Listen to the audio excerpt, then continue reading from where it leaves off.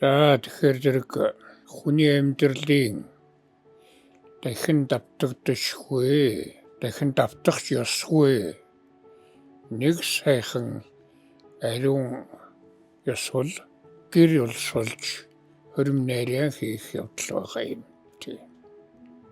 Залуу насндаа учрвал гал голомт их ариун өөдрөг сайхан явдаг.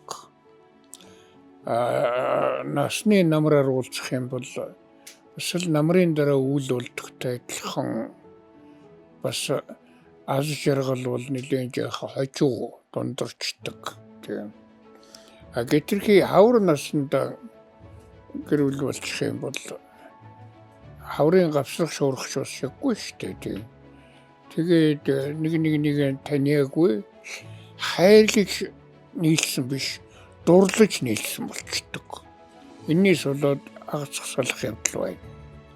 Хайрлах, дурлах гэдэг хоёр үг их ялгаатай. Дурлана гэдэг бол би чамд дурлж байна гэж хэлэх юм бол хонда миний дур болохоо байлаа чи нэг харж үзээч гэсэнтэй адилхан. Дурлна гэдэг бол энэ хоёр нүднээс шууд доод төврөө яваад өгдөг.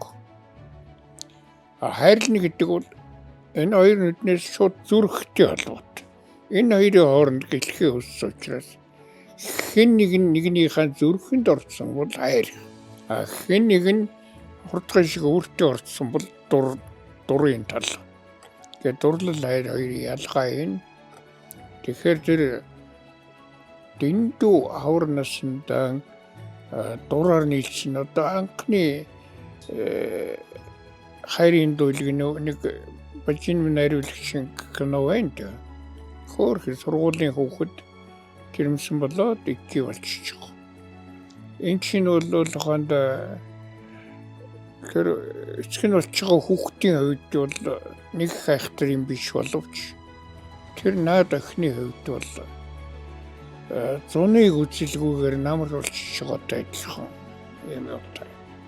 Ингээд зэрэг нэг дуурайт нэг цэцэг өхөн дэлгэрч ирвэхээ өхөн шүнтэн эргэлдээ илвэх ийм насндаа сая аавын олон хүүхдээс аархад дундуур нь давуу талаа харуулж ухаад тэгээд айлын алаг нүднийг өөрийн болох бол жинхэнэ унган хайр юм да.